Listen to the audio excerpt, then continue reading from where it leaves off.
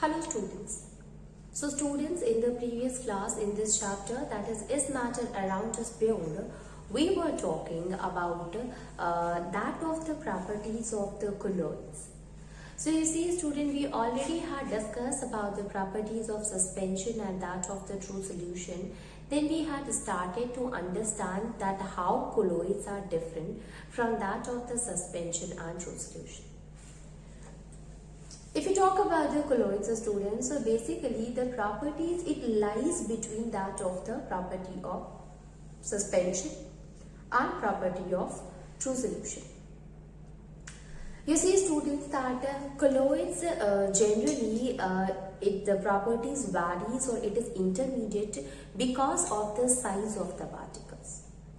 The size of the particle lies in between to that of the true solution and suspension, and thus the property also lies in between. So basically we know that the particle size of the true solution is less than 1 nanometer and that of the suspension is more than 100 nanometer. So the size of the particle or that of the colloids, it will be in between to that of the 1 nanometer to 100 nanometer. Now, what kind of a nature of colloidal solution have? So, generally, when you look, means if suppose you will look at the milk or that of the soap solution, you will find that they are homogeneous. So, when you look at the solution, it seems that it is homogeneous. But with the help of a powerful microscope, when it has been observed that what kind of a particles are present there, so it has been found that the particles which is present in that of the colloidal solution is generally large. So it is quite large particles are present in the colloidal solution. Okay, so generally large means here it seems that the particles are not uniformly arranged or it is not uniform throughout the mass, it is heterogeneous. So it seems homogeneous but it is heterogeneous. Okay, so with the help of the powerful microscope it has been found that no, it is a heterogeneous.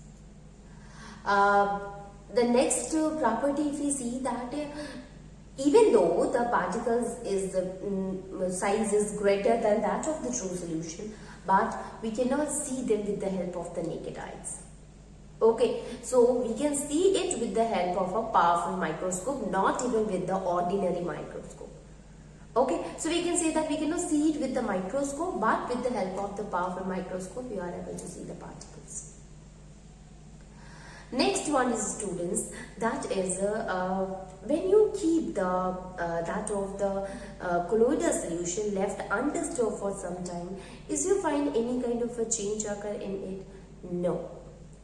Why is it so? Because the colloidal solution, actually what happened, the particles which is present in that of the colloidal solution, which is known as the colloidal particles or colloids, they used to move randomly, and while moving so, they used to collide with each other. And due to this collision, the direction changes. And again they move to the another particle and they collide, again the direction changes. So you see that continuous, if suppose the particles are present here, just imaginary, it does not mean that the particles are arranged like that. So if a particle, it is moving in this direction and then it collides with this one, so what will happen, due to which its movement, it starts moving in this direction. Okay, now the particle which is present here, it will also collide with it, due to which the movement occur in this direction. So the particle which is here, it will collide with this. So likewise students, you can see that the particle is continuously moving in a zigzag movement. Okay, zigzag means random movement, you can say. Okay, so since it is moving in a zigzag direction, so they will not going to settle down. Okay, because of the collision, they are continuously moving. So they are not going to settle down. So we will say that in case of a colloidal solution, no settling of the particle occur when you left it undisturbed for some time. And the movement that occur here is also known as the Brownian movement.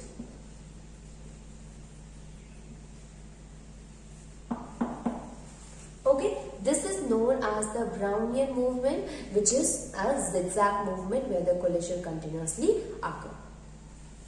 Next one, student, that we have seen here, and that is what will happen if suppose you will pass the colloidal solution by a filter paper. You will find that they can easily pass through the filter paper. It means we are not able to, we are not supposed to separate the colloidal particle from that of the filter paper. So separation of the particle through the process of the filtration is not possible. So with the help of the physical process, we are not able to separate the colloid particle. But we have seen, dear students, that there is a process, and that is known as centrifugation. What happened in the centrifugation, we will discuss about this in the same chapter later on. I'm just simply telling you what happened here, that here we will take the colloidal solution and keep it in a centrifuging machine where it used to rotate. And due to this rotation, the particles, they combine with each other, become heavier and settle down. So this is the property of that is of a centrifuging machine which operate or which do this process, that is centrifugation. So we can say that the colloidal particle cannot be separated through the process of a filtration, but it can be separated through the process of a centrifugation, students. Now, what will happen when we pass the beam of a light on that of the colloidal solution? Is there any change you will find here? So, when we pass a beam of a light on the colloidal solution, then you will find here, students, that the path through which the light is moving, is passing, is visible to us. So now you just correlate this with that of the suspension. In the suspension also we have seen that when you throw a beam of a light on suspension, then the path is visible to us. So what does that prove, student? It proves that when we pass a beam of a light over a colloidal solution, it is scattered, the particles which is present in it, it is scattered the beam of a light. And it is because of the scattering of the light, the path is visible to us. It means the particles are not this much small. They are quite large, that when the light passes through it, the particles are able to scatter it. In case of a true solution, no scattering occurs. The reason is the particles are very, very small. In case of a suspension, yes, the scattering of the light is possible, and even it happens in that of the colloidal solution. It means the particles are quite large that they are able to scatter the beam of a light coming towards it. Okay. So a colloid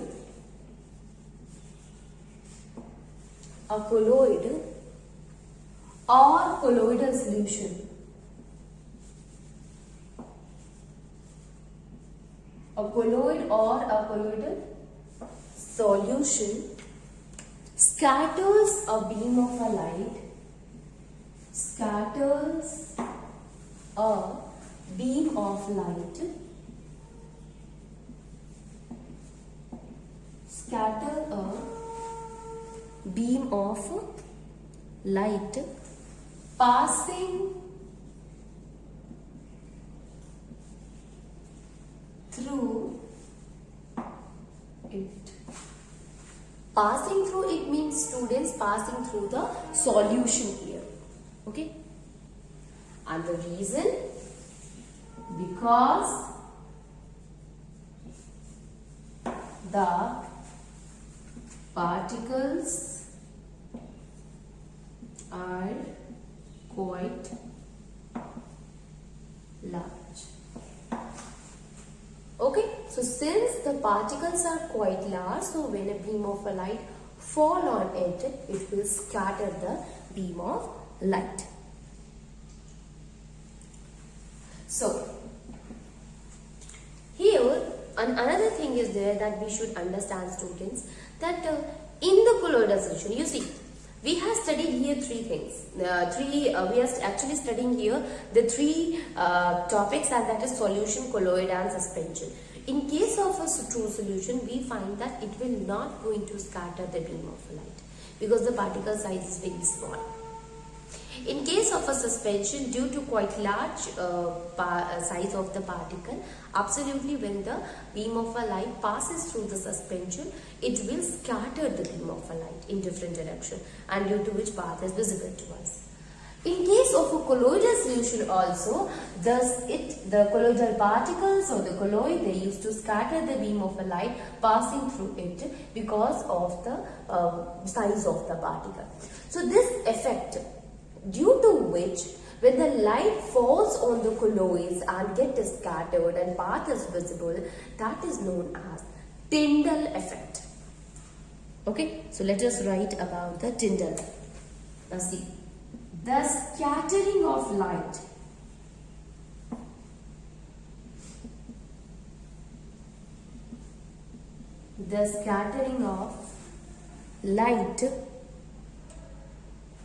by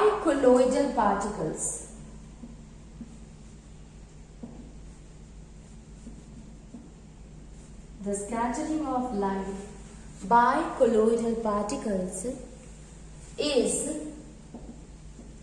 known as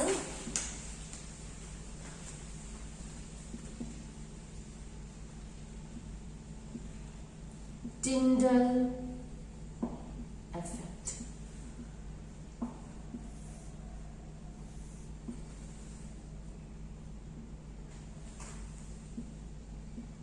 It's a very important one. Okay, so the scattering of the light by colloidal particle is known as the Tyndall effect. Many times this question is asked, student, that what do you understand by Tyndall effect? What is a Tyndall effect? Even the 1 mark question can also be asked about that of the Tyndall effect. Now here, Tyndall effect is giving our information to us. And what is that? That particles of the colloids are quite large. Absolutely. Only then the scattering of the light can occur. Okay. So it is the Tyndall effect which is explaining, which is giving the information that the colloidal particles are quite large.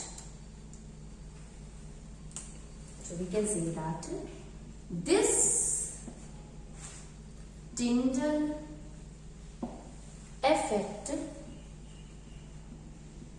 is giving information that particles of the colloid,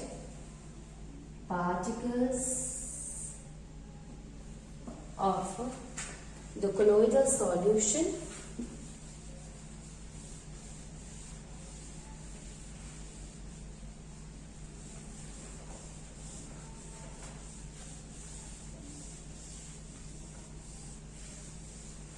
particles of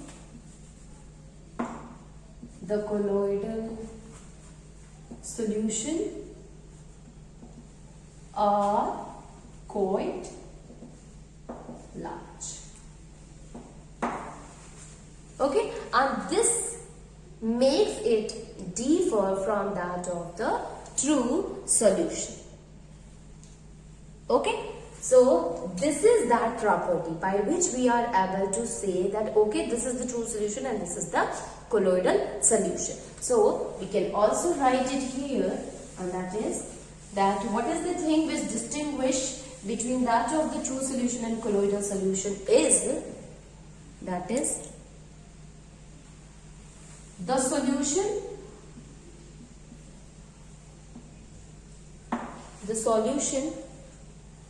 which scatter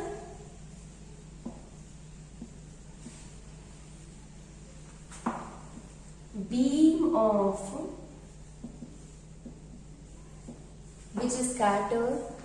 of light passing through it, beam of light passing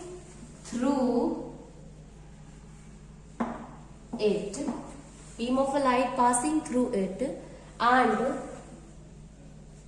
renders the path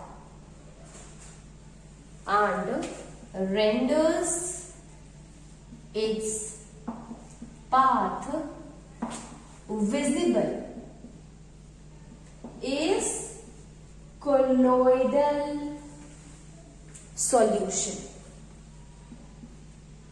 Okay, that is called as the colloidal solution.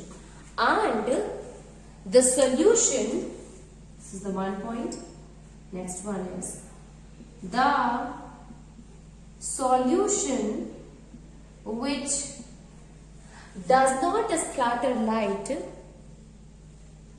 which does not scatter beam of light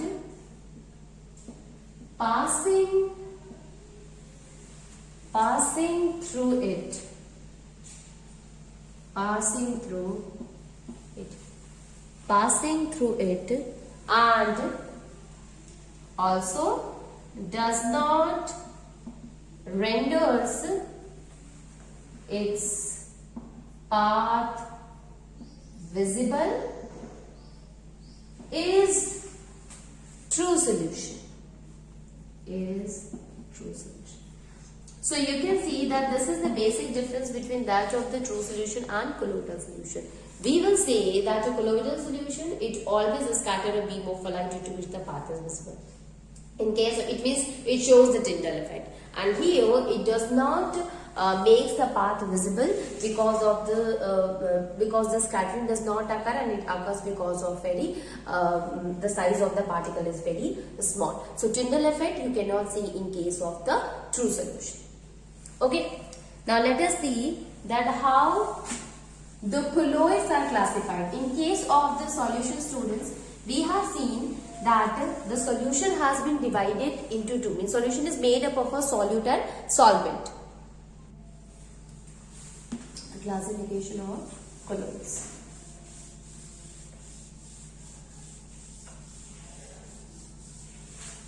Classification of colloid students.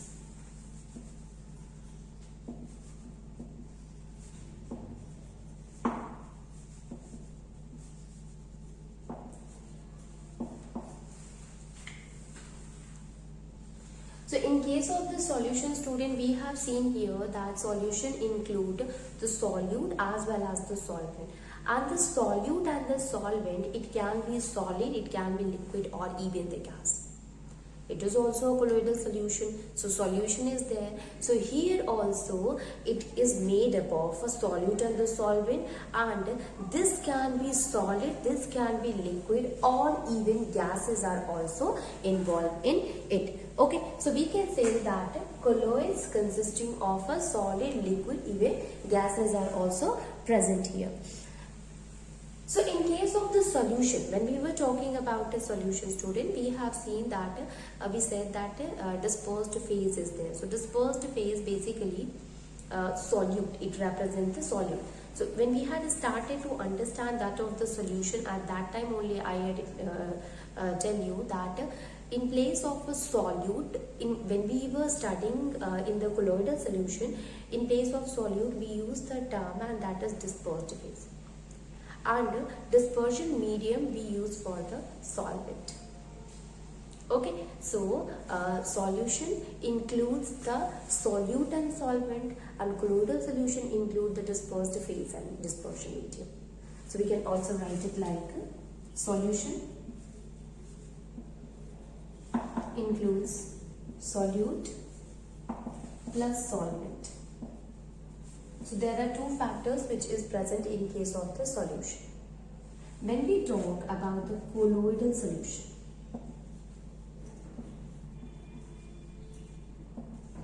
so in case of the colloidal solution, student, you will find that there is a dispersion phase, and dispersed phase is there, and dispersion medium is also there. So dispersed phase, which is also called as the solute, plus dispersion medium, which is also called as the solvent.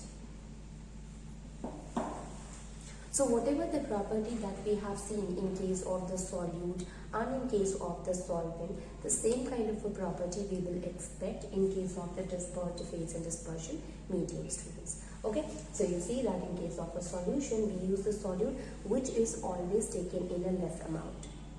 In the colloidal solution, dispersed phase is there, so this dispersed phase is also taken in a less amount. Solvent taken in a more amount, dispersion medium taken in a more amount. Okay, so no change is there, simply the words are changed. In place of the solute that we are using for the solution, we will use the dispersed phase. In place of the solvent that we use in the true solution, we use the dispersion medium. Okay, now let us write about the classification here. So we can write it, that is, colloids do not involve only solid and the liquid, but gases are also involved in it. Do not involve only solid and liquid, but also gases and liquid, but gases are also involved in it. Okay, gases are also present in it. Okay, so we already had discussed what is the dispersed phase here and what is the dispersion medium. Now see the classification which has been done. You see, student, when we were talking in case of the true solution, we have seen that a solid can be a solute and a solid can be a solvent. What will happen? Solid in solid, solid in liquid, liquid in liquid, liquid in gas, or gas in liquid, or gas in gas. So these are the different types of the solution that we had studied when we were talking in case of the true solution. Now let us see in case of the colloidal solution. So again, it has been classified into 7 groups.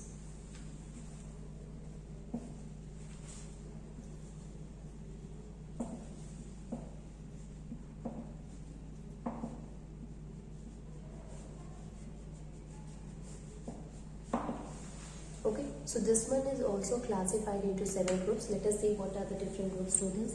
So the first one is sol. Sol. Second one is solid sol. Second one is called as solid sol. Sol is there, solid sol is there.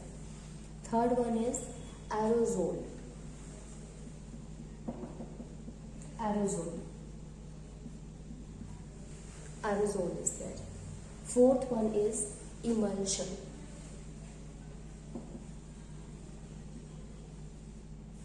Emulsion. Fifth one is foam. Foam is there. Sixth one is solid foam.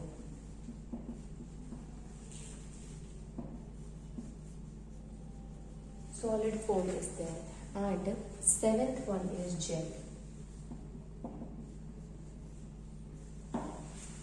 Seventh one is gel. So these are the colloids which has been classified into this 7 groups. Let us see all of them one by one. So we will start with the first one, student, and that is sol.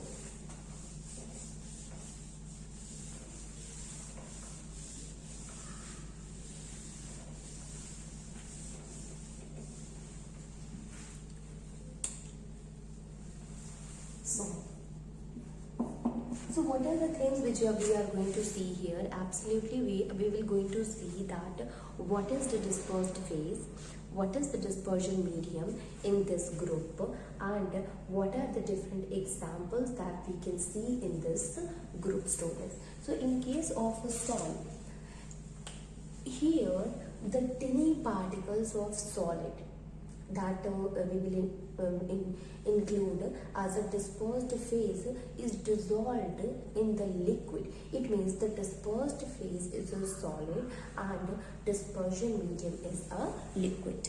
Okay. So sol is a colloid in which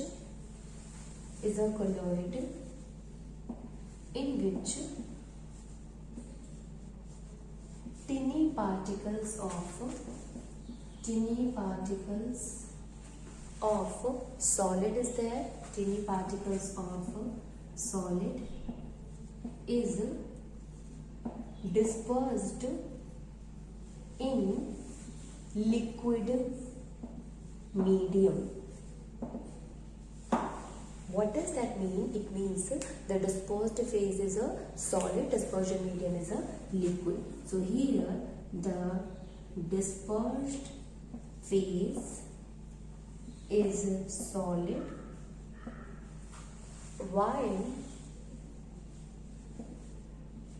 the dispersion medium is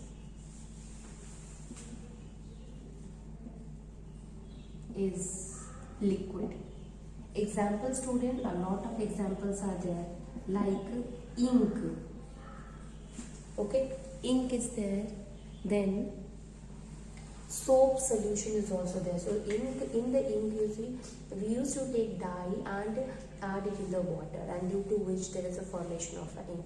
Same thing with that of the soap solution. So we used to take the soap and add in the water, due to which the formation of a soap solution occur. So soap solution formation occurs students. Then you can see paints are there. So in case of the paints also you see that we used to take the different colors and add it in the water. So paint is also there. Starch solution is there, in which we used to take the starch and add it in the water. So starch solution. So you see in all these cases we have taken a solid and added it in the water. Okay, so starch solution, soap solution, starch solution is there, paints are there. Okay, so these are the examples of the sol. Okay, so you see student. Now you can understand in a very simple term. Normally we use the term for it, that is solution. So in general, if somebody asks to you, you will say that the solution includes the solid and the liquid. It means solid is dissolved in the liquid. Solid is a solute and liquid is the solvent. Thus this solid solute is dissolved in that of the liquid solvent that will form the solution. Here, in place of using the full name, that is solution, we use the term sol here. So sol is water which is consisting of the solid particle dissolved in that of the liquid. But here, instead of using that to solute and solvent, we will use the term that is dispersed phase and dispersion medium. Okay, so this was about that of the sol. Now let us see the next one, and that is solid sol.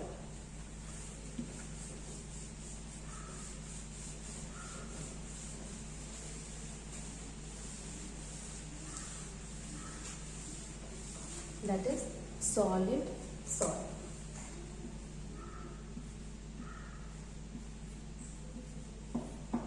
Now you see students, here is a solution because the name itself is in sol, but solid is also written. It means both of the thing, whether it is a dispersed phase or dispersion medium, both are solid here. Okay, so we can say that in solid sol, the dispersed phase is solid. Dispersed phase is solid, as well as the dispersion medium. The dispersion medium is also a solid. It means it is like the of the solid and solid that we had studied in case of a true solution. The dispersion medium is solid. What are the examples, students? So example, you see that gemstones, colored gemstones. So you have seen here, student, if you talk about the gemstone, ruby is there, panna, the people they used to wear on their hand. So such kind of a gemstone is basically formed of the this colloidal particles. It means the dispersed weight and dispersion medium, they combine together to form the solid. So, okay.